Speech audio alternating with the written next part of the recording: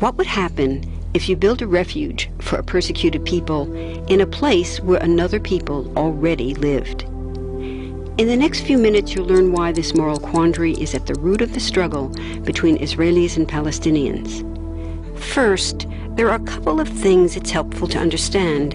One, many Jews fled harsh persecution in anti-Semitic Europe, especially the Nazi Holocaust. Zionists encouraged massive immigration to historic Palestine, at that time a British colony, where Jews had an age-old connection and where small Jewish communities had long existed among larger groups of indigenous peoples. But when the UN offered the Jewish immigrants the majority of the land for a new state called Israel, for the indigenous Palestinians who lived there, it was a massive destruction of life. They rejected the UN's partition plan, and several Arab states invaded the new state of Israel. Israeli forces essentially erased over 400 Palestinian villages and towns. By the end of the fighting, Israel controlled 78% of historic Palestine. And when 750,000 Palestinians who fled or were expelled during fighting tried to return to their homes where the new state now stood, they were permanently barred by the Israeli government. While over 100,000 of their relatives and neighbors who hadn't left became second-class citizens of the new state, along with the new Jewish majority. Today, Palestinian refugees and their descendants number in the millions. Most are in the Gaza Strip, the West Bank, and Jordan.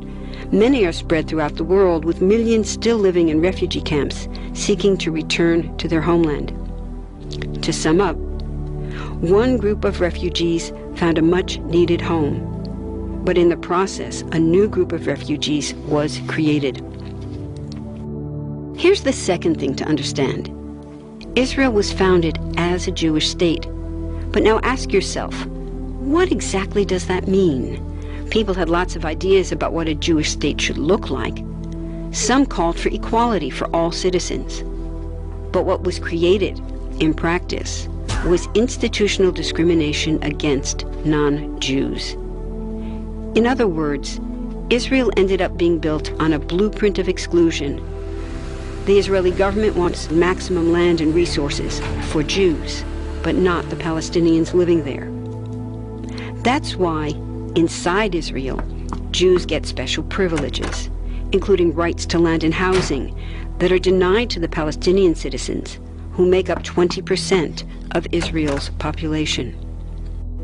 That's also part of why Israel has never defined its borders. In fact, they still hold on to land, the West Bank and Gaza, that they conquered in the war in 1967. Since then, Israel has built Jewish settlements throughout the occupied West Bank, building Jewish-only cities and supplying them with infrastructure like roads and army camps, schools, and even a college. Military occupations are meant to be temporary, but after 40-plus years, this one looks permanent and entirely unjust. In the West Bank, Israeli Jewish settlers and Palestinians live on the same land, but must live under two completely separate and unequal systems of Israeli law.